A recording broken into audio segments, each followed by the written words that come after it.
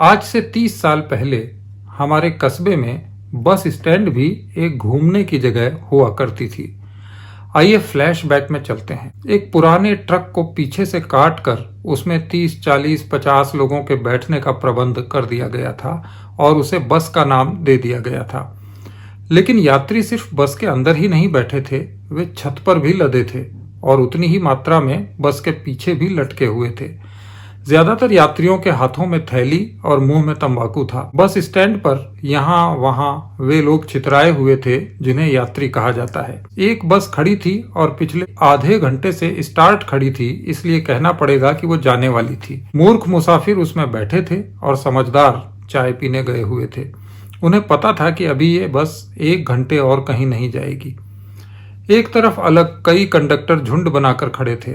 उनके हाथों में टिकट बनाने वाली डायरियां थीं। वो ऐसे देवदूतों की तरह लगते थे जिन्हें किसी मामूली से अपराध में स्वर्ग से निष्कासित कर दिया गया हो। उनके चेहरों पर न हंसी, न दुख, न पश्चाताप, न वेदना, पर कुछ ऐसा था जिसे देखकर यात्री आश्वस्त थे कि वही इन बसों का बेड़ा पार लगाएंगे। बस स्टैंड पर कई होटल थे और जो होटल नहीं थे वे भी होटल जैसे ही कुछ थे। शेष पान, बीड़ी और तंबाकू के विभिन्न पदार्थों की दुकानें थीं। कुछ ठेले थे जो किसी भी बस को आते ही सैटेलाइट की तरह घेर लेते थे। इन पर मूंगफली, चना, समोसे, गंदे कागज में बंद सड़े आटे के टुकड़े यानी बिस्किट, टॉफियां और ऐसे ही प्रोडक्ट रहते थे। बस स्टैंड पर कुछ लोग भी थे जो ज्यादातर वहीं रहते थे।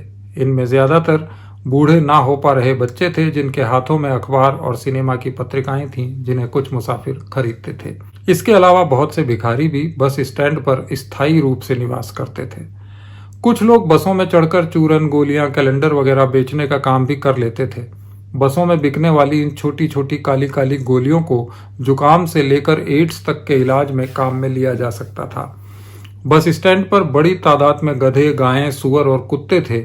वे हर उस जगह पर पेशाब करते थे जहां आदमी ये काम करने को तरसता रहता है। यहाँ कस्बे के बेरोजगार लड़के शाम को घूमने आते थे। वे हर बस की खिड़कियों को निहारते, चाय पीते, गुटखा थूकते और शांति से घरों को चले जाते। बसें 2 तरह की थीं, सरकारी और प्राइवेट। जिनमें चढ़ने के लिए कंडक्टर के चरण छूने पड़ते थे वे सरकारी बसें थीं और जिनमें चढ़ने के लिए कंडक्टर खुद यात्रियों के पैर छूते थे वो प्राइवेट। दोनों बसों में यही मौलिक अंतर था। लोग अपना स्वाभिमान और प्रतिष्ठा वगैरह घर पर छोड़ कर आते और भीड़ भरी बस में सवार हो जाते। बस स्टैंड पर सुबह मेला सा लगता था। आसपास के गांवों में नौकरी करने के लिए रोज जाने वाले अध्यापक, कंपाउंडर्स, बाबू और इसी तरह के लोग इकट्ठे हो जाते। वे केवल तनख्वाह और महंगाई भत्ते के बारे में बातें करते थे। इनका दूसरा प्रिय विषय छुट्टियां थीं। छुट्टी कैसे ली जाए, फर्जी मेडिकल कैसे बनाया जाए, इन विषयों पर वे घंटों चर्चा कर सकते थे।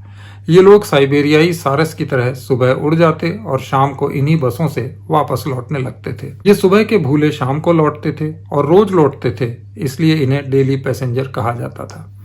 दैनिक आधार पर आने जाने की इस क्रिया को डेली अप डाउन कहा जाता था। आज भी कहा जाता है। सुबह बस स्टैंड की सफाई होती थी जो सुबह ही खत्म भी हो जाती थी। बसों में चढ़ने वाले उतरने वालों से कहते थे जल्दी जल्दी उतरो और उतरने वाले कहते थे पूरी बस खाली है, आराम से चढ़ो। क्रीम और पाउडर से पुती और केवल अपना पर्स या संतान हाथों में उठाने वाली महिलाएं भी इन बसों में यात्रा करती थीं जिन्हें लेडीज कहा जाता था। बस अड्डे पर मुसाफिरों की सुविधा के लिए खिड़की थी जिस पर पूछताछ लिखा था और वो हमेशा बंद रहती थी। यात्रियों की सुविधा के लिए ही बस स्टैंड की एक दीवार पर बसों के आवागमन की समय सूची भी लगी हुई थी जिस पर पोस्टर चिपके हुए थे। टिकट खिड़कियों पर लाइन लगती थी, पर टिकट भीतर से भी दिए जाते थे। टिकट के बाद खुले पैसे वापस करने का रिवाज उस समय भी नहीं था। यात्रियों के लिए एक अलग तरह की दुकान भी बस स्टैंड पर दूर से ही नजर आती थी जिस पर अंग्रेजी और देसी दोनों तरह की शराब सुविधा से मिलती थी। बसों में चारों ओर से घुसा जा सकता था। खिड़कियां इस काम के लिए सबसे ज्यादा काम में ली जाती थीं। वहां दूर दूर तक नल नहीं था, पर लोग प्यासे नहीं रहते थे। इसके लिए सभी होटलों के बाहर कैस्ट्रॉल इंजन ऑयल के साफ सुथरे डब्बे रखे थे जिन्हें लोग वहां बनी सीमेंट की टंकियों में डुबोकर पानी ले सकते थे। गर्मी के दिनों में हमारे बस स्टैंड पर बिना नींबू की शिकंजी भी काफी सस्ती दर पर मिल जाती थी। क्योंकि बसें रात को भी चलती हैं जिन्हें नाइट बस कहा जाता था, इसलिए एक होटल रात में भी खुलता था। उस पर बड़ी तेज आवाज में गाने चलते रहते थे और इंतजार करते यात्री उनका आनंद लेते थे।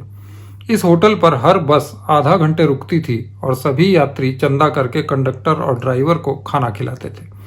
ये चंदा उन्हें नहीं करना पड़ता था, होटल मालिक दाम बढ़ाकर यात्रियों से ही ये वसूल कर लेता था। रात की बसों से आने वाले मुसाफिर जब तक इधर उधर देख पाते तब तक टेम्पो वाले उन्हें सिर्फ दुगने किराए में घर तक छोड़ आते। हमारे कस्बे का बस स्टैंड रमणीक और मनोरम था। इसकी छत पर जुआरी, शराबी और सट्टेबाज अपनी अपनी साधना करते थे। यहाँ सदा एक कांस्टेबल की ड्यूटी लगी रहती थी जो इन ललित कलाओं को फलने फूलने के लिए सुरक्षा देता था।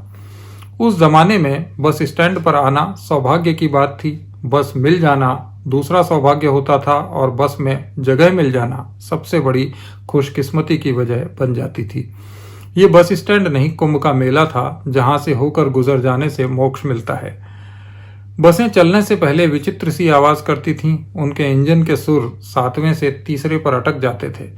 कई बार ये आलाप लंबा हो जाता था। ड्राइवर शीशे में देखकर बाल काढ़ता, मुसाफिर चाय की दुकानों से लौट आते, कंडक्टर बीड़ी बुझाता और बस चल पड़ती।